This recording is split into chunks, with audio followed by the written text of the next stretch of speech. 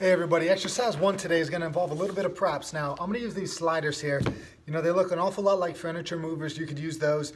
I've seen a lot of success with like paper plates on a nice hardwood or tile floor. Seems to work pretty well. But with this exercise, we're going to be in that push-up position once again, like just like we were the other day. We're really going to try to focus on building some strength in that push-up position over the course of these next couple workouts.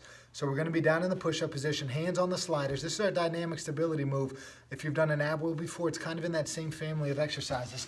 So here, hands on the sliders. Boom. You're going to reach, bring it back. Reach, bring it back. When you do this, you're going to take it as far as possible. If you're feeling really strong, you can kind of get down into a push-up position, almost chest to the ground. If you're still learning this and feeling it out, small motions, all right? 2 to 4 inches. If that feels fine, 4 to 6 inches. Next thing you know, you're doing 8, 10, 12, chins on the ground, chest is on the ground. You're hammering out some incredible reps, all right? So that's what that first exercise is, the slide and the reach. All right, now paired up with that exercise is going to be the explosive push-up, all right? So we're going to be doing a push-up. Our goal is going to be to get our hands off the ground as best as possible. So from here, all right? Hit your prescribed number of reps. If you can't do that, we're going to work on increasing some tension in our body here. So we're going to work on slowly lowering. We're doing eccentrics, 6 seconds. 1, 2, 3, 4, 5, 6. Put your knees on the ground and then push yourself back up. That's 1 rep, all right? If you can't, if you need a third option, say, if explosive push-ups are out, if normal push-ups are out, if the eccentric stuff's out, you're going to be on the knees and you're going to perform the same thing that we just did here. Slow eccentrics or isometric hold. So from the knees, if you're having a hard time with this stuff, go to the knees, lower yourself. 1, 2, 3, 4, 5, 6, up.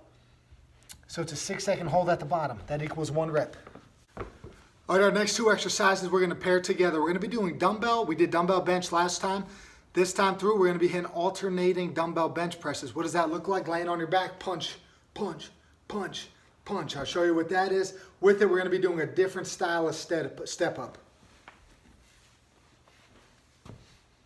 So here we go.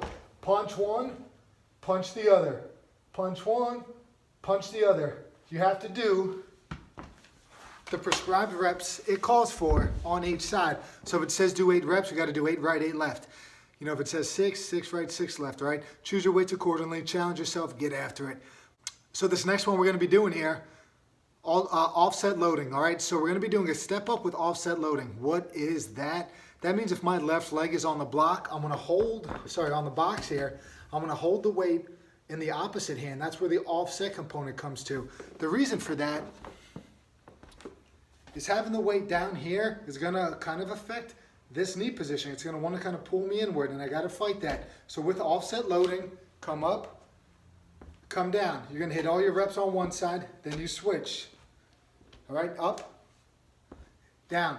Remember,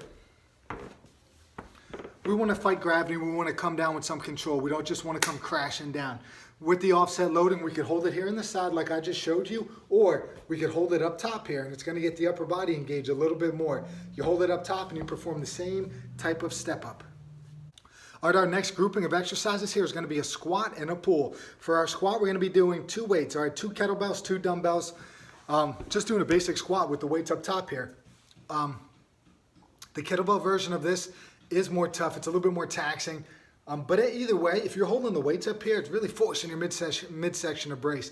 And if the weight's right, you should be feeling it around those ribs and stuff like that. So I'm going to show you what that squat looks like. Then I'm going to show you what the row looks like. Weights up, get deep, get your butt down as low as possible, and then you're just going to stand straight up, all right? So you're going to be hitting these squats. The second exercise is a 2-point row. Basically what 2 points means, 2 points of contact. That's our feet.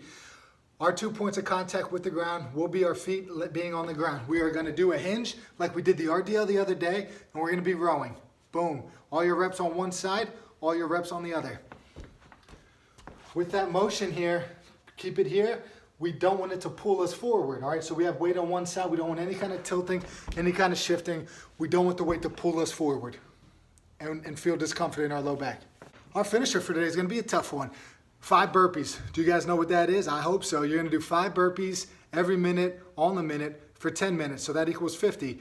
Now, here's the deal. I said 5 because it's just some arbitrary number.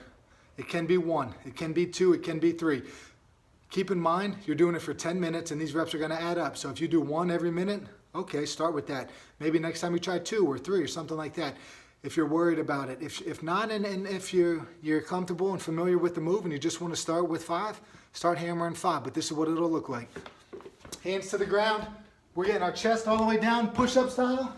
Up, jump. All right, not a big fan of these, right? In terms of doing a lot of them. So that's why we're like in a row, I'm saying. I don't want to do 20 in a row because my technique's gonna go. Basically keep the number at 5. If you do 5 every minute, on the minute for 10 minutes, thumbs up to you. If 10 minutes is not enough, keep it going. Keep the clock rolling. This is gonna be tough. It's gonna get the heart rate going and you're gonna feel like a champ after doing it. Hope you guys enjoyed it. Peace, everybody.